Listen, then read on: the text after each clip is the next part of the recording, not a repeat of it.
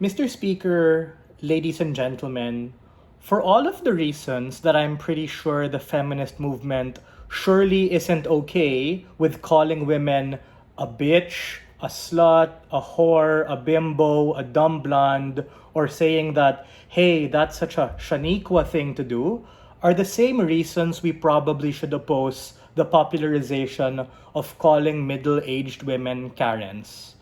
We on side government believe that this is an offensive, derogatory, and pejorative label, even if it's meant to be something to call out and be funny or satirical. Because the undertone or the presupposition of that label is a generalization meant to create a certain typecast or archetype of a particular middle aged, middle class woman.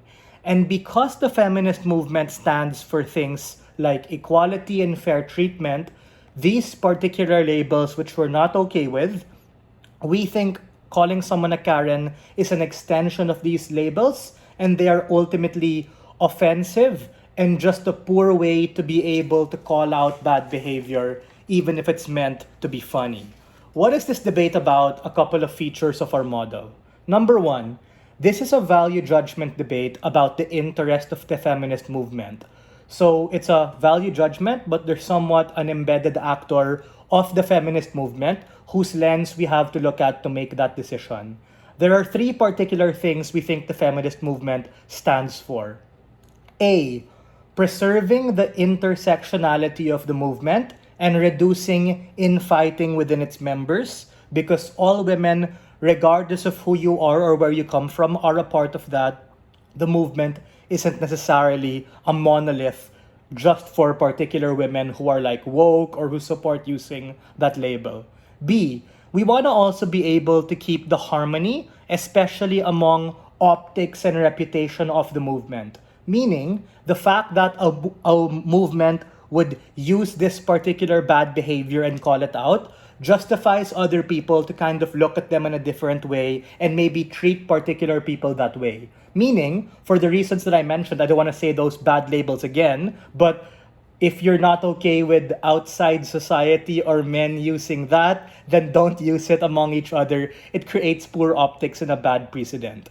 C, and most importantly, is to be able to empower her individual members, because the feminist movement, as I mentioned in my pre-oration, is not a monolith. We're here to be able to champion the full range of intersectionality of women, the whole Overton window, meaning we understand some women might have a thicker skin, some might be a bit more radical and brusco, some of them might be a bit rougher than others, but who are we to say that there's a definition of what a woman is and what the feminist movement should support? The thing important we have to understand is the context of Karen, because the context of all of this in social media is to be able to create this call out mechanism, to be able to say that, oh, this particular tita, stay away or be aware, especially if you're working in food service. Fun fact, one of my best friends is working in food service in Australia, and I'm sure he relates to these particular things. It seeks to be able to warn or protect the middle class, but we think the way in which it becomes popularized is ultimately a bad way, because it leads to the ridicule and shame of that particular woman to the point that it makes them a meme particular culture and creates a caricature of what the feminist movement ultimately stands for. I get the point, right? You might say, Joseph, it's mild, it's funny. Yeah, bro, it's funny because you're the one saying it. You're not the person on the receiving end of that particular action. We think what we want to support is, by not saying these particular things, we don't want to justify this particular bad behavior, and there are ultimately other mechanisms and ways to be able to call out, such as separating the person from the action, calling them, oh, that lady was rude to the staff. That middle-aged soccer mom, because she's driving this particular van and her kid has a jersey, she was a bit demanding to the staff. We want to extrapolate or remove that ad hominem behavior and not create a generalization. The problem uniquely with the popularization of social media and the online space is that this often becomes very desensitized. And you dilute the harm when you say, it's not meant to be serious. But if you're the person at the receiving end of that, that's something that might even justify you lashing out to the particular people you're very much trying to protect, and it's just a bad way to be able to correct that particular behavior.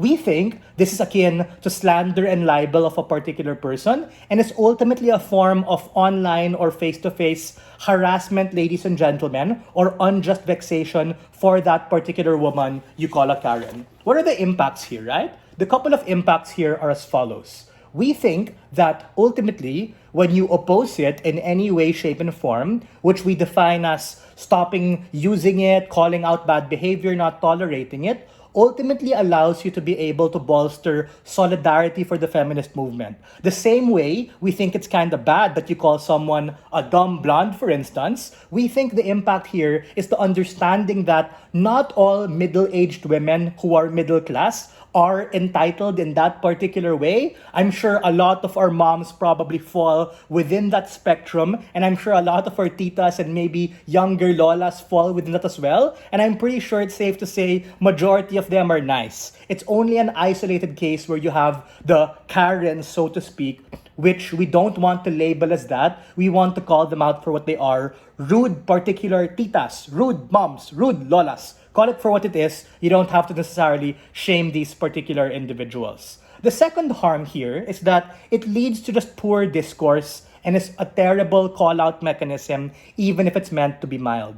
Because of the intersectionality point that I mentioned, that it's in the interest of the particular movement to cater to all women, even those who might be not the most palatable and not necessarily the most rational and logical, because we're all human, we're all stupid, we all make mistakes. It's fine to call it out, but you have to call it out for what it is and not reinforce this ad hominem behavior. Thirdly, and most final impact is that this is just an offensive and bad way to be able to treat individual women. The golden rule, right? Especially with Semana Santa, treat people the way you want to be treated. So, as a movement who seeks to be able to cater to all of this intersectionality, it's not nice to call them bad things. Don't add to that list even if it means well. The road to hell is paved with good intention. We are very proud to open this debate and stand on side proposition. Thank you.